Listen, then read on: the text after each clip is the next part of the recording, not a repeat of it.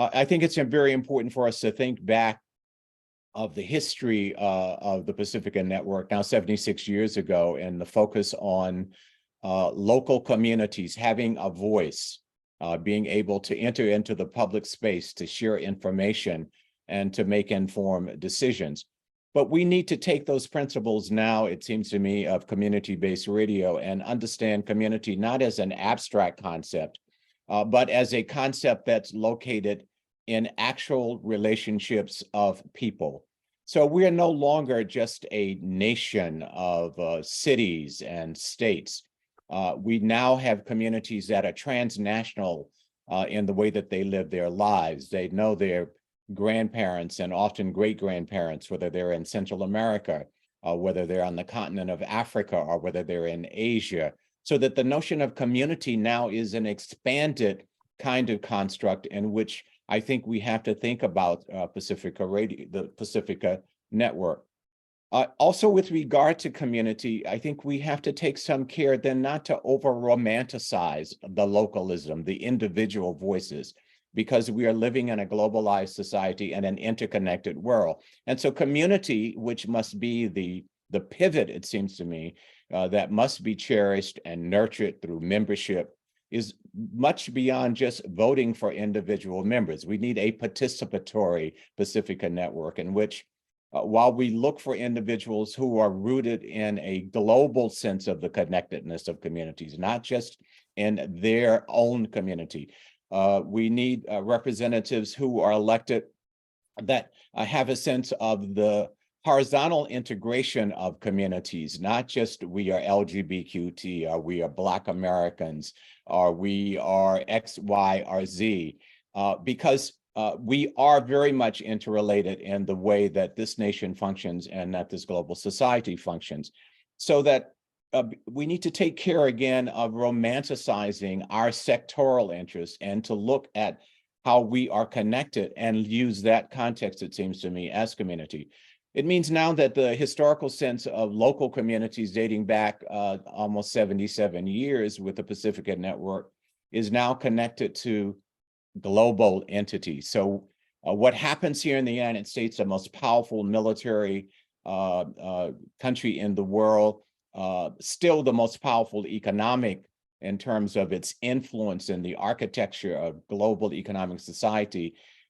We are both local, we are national, we are international, and we need people who will represent those kinds of views, again, not just from their local cities or their states.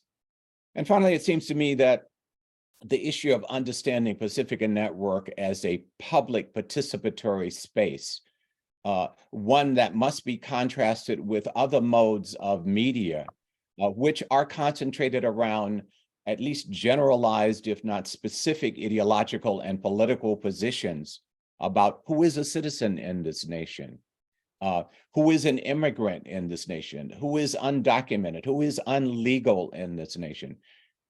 These are the kinds of editorial considerations beyond just having individual community or individual topical issues that I think we need to think about. We are at a very serious juncture about the nature of this democracy. Even the mainstream is fearful of what is going on with the rise of authoritarianism and the rise of fascism. And it is emanating not just at the federal level, it is primarily emanating from the local levels where we see that these right-wing Christian, fascist, homophobic, misogynist, explicitly so, individuals are taking over state legislators. This is where localism also needs to be considered, because then it emerges at the federal level in which the question of the Supreme Court is now a right-wing Supreme Court, connected very much to the social bases that have elected presidents that then appoint governors and are able to appoint the Supreme Court. There is a very fragile connection in the US Congress between the House and the Senate. This comes from local areas. This is another editorial element, it seems to me, that we have to have elected representatives in the Pacifica Network to think about, again, not just their own topical area, their own racial area, their own gender issue, but how this is interconnected.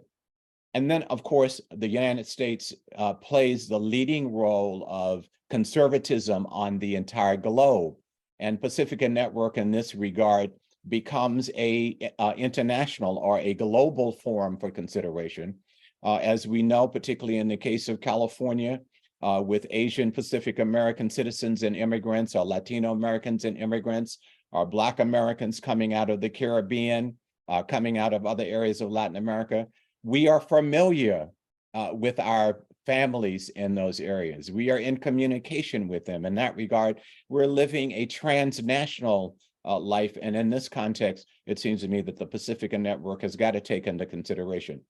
Let me conclude by these opening remarks by just saying that my observation as one of many members, not only here in Washington, D.C., but around the country, is that the internecine warfare that goes on, these destructive battles that go on about having a very narrow perspective, either of the local or of the topical, and not being able to build a community, a strong, sustained community within our respective stations, is a heavy weight that we have got to resolve. We have got to mature and to be able to find some unity as the context for us having debate, rather than us continuing to have debate, rather than us continuing to be in accusatory positions. We have to find some unity in order to be able to take up these issues in which we may not find agreement. We have a heavy responsibility, and therefore, as we elect people, we cannot just elect them and then observe and wait, but we have to be a participatory audience, engaged daily, not just with offering our finances to the various stations. That's an indispensable element. By actually offering our daily voices and engagement and being in support of building unity, a strong unity, out of which then we can have a mature discussion about where we may indeed hold differences. This is a context that I hope we will take under consideration as we send in whatever amounts of money that we can send in, and as we identify with representatives who have this broad dynamic sense of what the local is in relationship to the national and to the global. Thank you, James. That was quite an opening statement. I just want to remind everyone that the Pacifica Foundation was founded in 1949 by Lewis Hill, and the mission of the Pacifica Foundation is to promote peace and justice through communication between all races and nationalities. And I guarantee you that that is not the mission of corporate media. And so what we're up against is the concentration of wealth and power in the hands of the few. We are the many, we are the people, and we actually have an opportunity to create this kind of participatory democratization in communications on the airwaves that James is talking about. But we have to find unity and solidarity among ourselves in order to do that. So James, I want to talk a little bit about